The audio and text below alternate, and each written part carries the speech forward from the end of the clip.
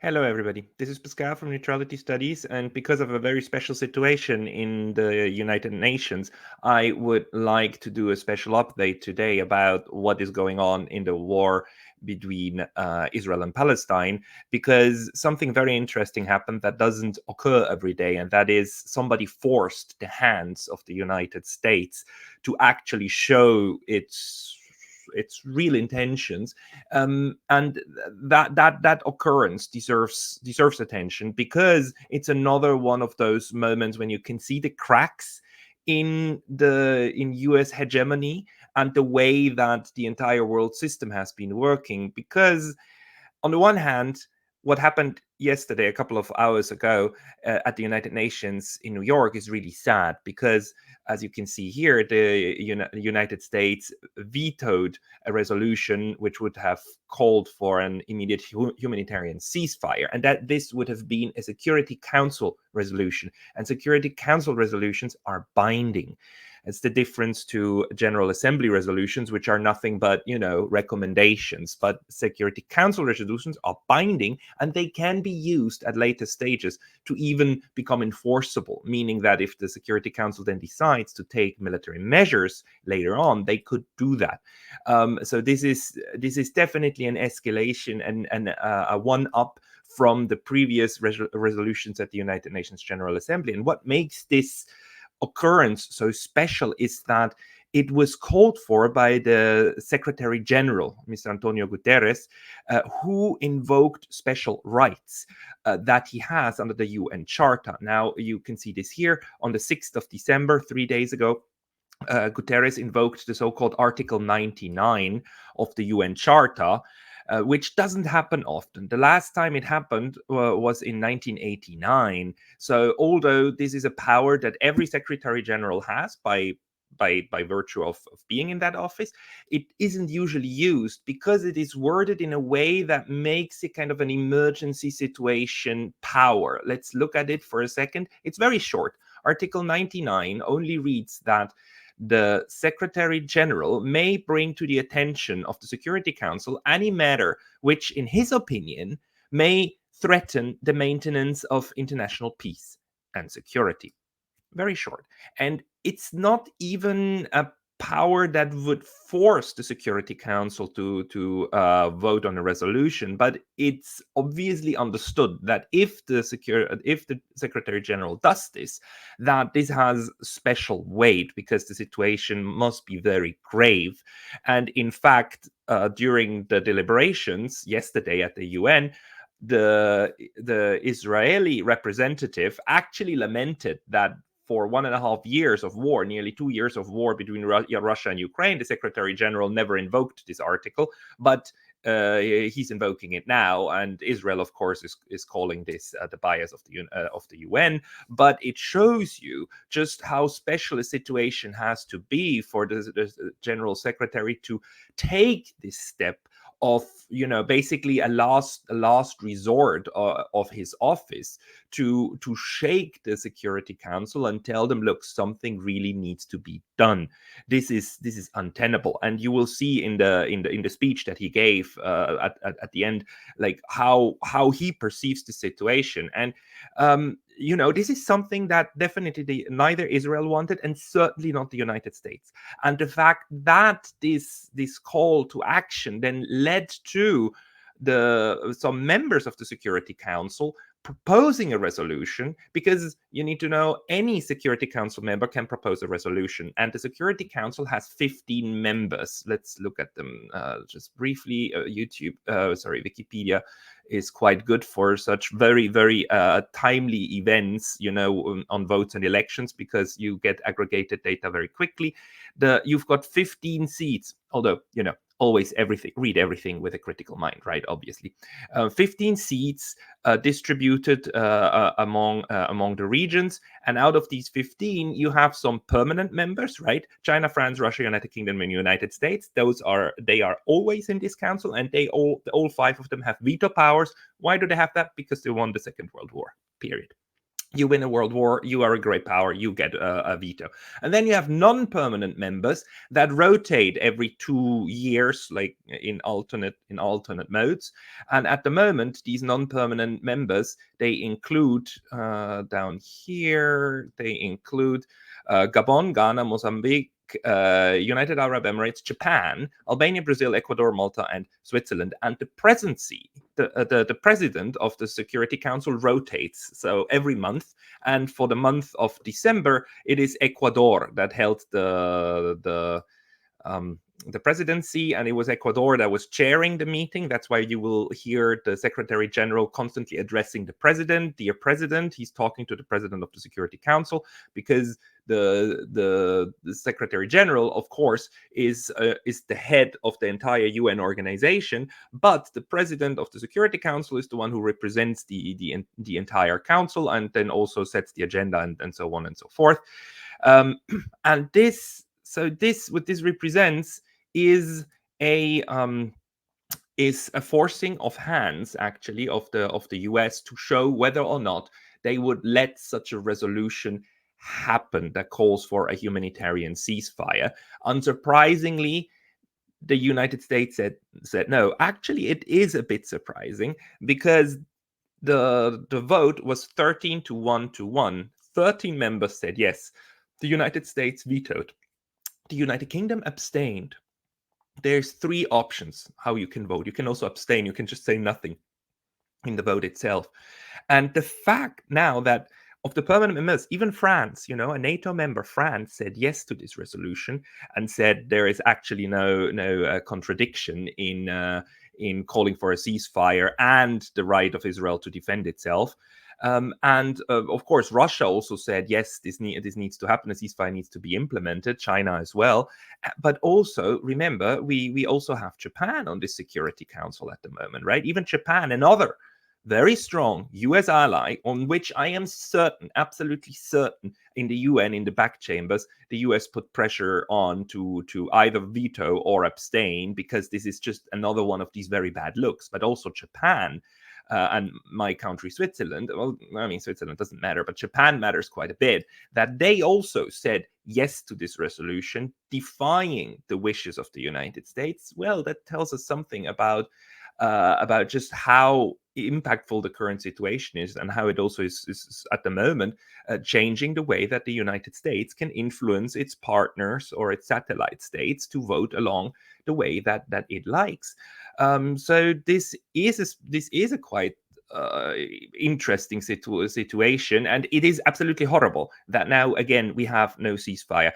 Although you must understand, even if the United States had not voted, had abstained, right, and this resolution had passed, of course, Israel would not have stopped its bombing. Israel at this point, without cutting it off from all streams of weapons and revenue and so on, and putting very extreme international measures on Israel will not stop this assault, because it is absolutely clear at this point what they want to do is to empty Gaza and either push all of its residents out into the Sinai Desert, or kill as many as they can for as long as they can, right? That is the current strategy, and anyone who pretends that this still has something to do with some form of targeted surgical strikes against Hamas clearly doesn't live in the same universe as we do.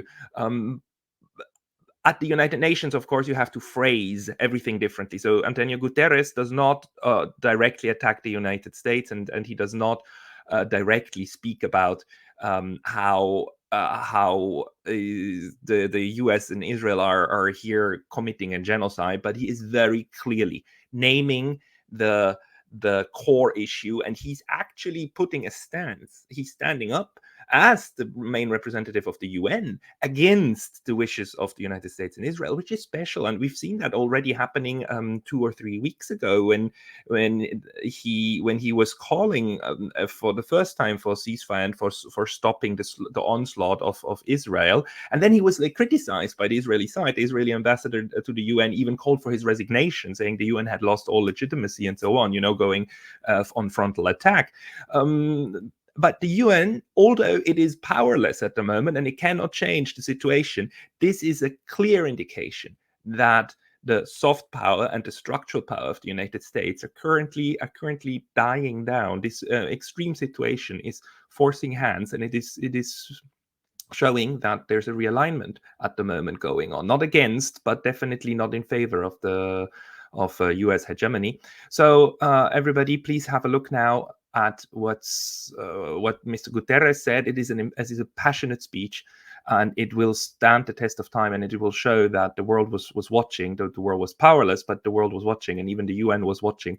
And the horrors in Gaza are now on the scale of the war in Yemen, and are an absolute crime against humanity. The world is watching. The world is powerless, unfortunately, but the global situation is changing as we speak.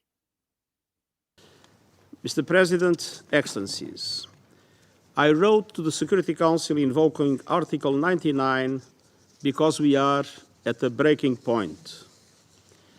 There is a high risk of the total collapse of the humanitarian support system in Gaza, which would have devastating consequences. We anticipate that it would result in a complete breakdown of public order and increased pressure for mass displacement into Egypt. I fear the consequences could be devastating for the security of the entire region. We have already seen the spillover in the occupied West Bank, Lebanon, Syria, Iraq, and Yemen. There is clearly, in my view, a serious risk of aggravating existing threats to the maintenance of international peace and security. The risk of collapse of the humanitarian system is fundamentally linked with the complete lack of safety and security for our staff in Gaza, and with the nature and intensity of military operations which are severely limiting access to people in desperate need. The threat to the safety and security of United Nations staff in Gaza is unprecedented. More than 130 of my colleagues have already been killed, many with their families. This is the largest single loss of life in the history of our organization. Some of our staff take their children to work so they know they will live or die together. Colleagues have shared heartbreaking messages from staff members pleading for help. The Under-Secretary General of the Department of Safety and Security has advised me that all possible means of mitigating the risk to staff within Gaza, short of evacuation, are closed off because of the way this conflict has evolved. I cannot emphasize strongly enough that the UN is totally committed to stay and deliver for the people of Gaza. And I pay tribute to the heroic humanitarian aid workers who remain committed to their work despite the enormous dangers to their health and their lives. But the situation is simply becoming untenable. The Council called in Resolution 2712, and I quote, for the scaling up of the provision of such supplies to meet the humanitarian needs of the civilian population, especially children, end quote. I deeply regret to inform the Council that under current conditions on the ground, the fulfillment of this mandate has become impossible. The conditions for the effective delivery of humanitarian aid no longer exist. The crossing point at Rafah was not designed for hundreds of trucks and is a major bottleneck. But even if sufficient supplies were permitted into Gaza, intense bombardment and hostilities, Israeli restrictions on movement, fuel shortages, and interrupted communications make it impossible for UN agencies and their partners to reach most of the people in need. Between 3 and 5 December, the 2 days preceding my letter, the UN could only distribute aid in one of Gaza's 5 governorates, Rafah. Elsewhere, access was impossible. People are desperate fearful and angry, and in some cases, they have expressed their anger towards our own staff. Mr. President, all this takes place amid a spiraling humanitarian nightmare. First, there is no effective protection of civilians. More than 17,000 Palestinians have reportedly been killed since the start of Israel's military operations. This includes more than 4,000 women and 7,000 children. Tens of thousands are reported to have been injured, and many are missing, presumably under the rubble. And all these numbers are increasing by the day. Attacks from air, land, and sea are intense, continuous, and widespread. So far, they have reportedly hit 339 education facilities, 26 hospitals, 56 healthcare facilities, 88 mosques, and 3 churches. Over 60% of Gaza's housing has reportedly been destroyed or damaged, some 300,000 houses and apartments. Some 85% of the population have been forced from their homes. The people of Gaza are being told to move like human pinballs, ricocheting between ever smaller slivers of the south without any of the basics for survival. But nowhere in Gaza is safe. At least 88 UNRWA shelters have been hit, killing over 270 people and injuring over 900. Conditions in shelters are overcrowded and unsanitary. People nurse open wounds. Hundreds of people stand in line for hours to use one shower or toilet. Families who have lost everything sleep on bare concrete floors, wearing clothes they have not changed for 2 months. Tens of thousands of Palestinians arrived in Rafah in recent days, overwhelming shelters there. Many displaced families, including children, older people, pregnant women, and people with disabilities, are sleeping in streets and public spaces across the city. Mr. President, second, Gazans are running out of food. According to the World Food Programme, there is a serious risk of starvation and famine. In northern Gaza, 97% of households are not eating enough. In the south, the figure among displaced people is 83%. Half the people of the north and more than 1/3 of displaced people in the south are simply starving. WFP's own food stocks are running out. In the north, 9 out of 10 people have spent at least one full day and night without food. The last functioning flour mill in Gaza was destroyed on 15 November. WFP has provided food and cash assistance to hundreds of thousands of people across Gaza since the crisis began and is ready to scale up its operations. However, that would require effective access to all people in need and at least 40 trucks of food supplies every day, many times the current level. Mr. President, third, Gaza health system is collapsing while needs are escalating. At least 286 health workers have been killed. Hospitals have suffered heavy bombardment. Just 14 out of 36 are still functioning. Of these, 3 are providing basic first aid, while the others are delivering partial services. The European Gaza Hospital, one of the 2 main hospitals in southern Gaza, has 370 beds. It is currently housing 1,000 patients and an estimated 70,000 people seeking shelter. There are critical shortages of drugs, blood products, and medical supplies.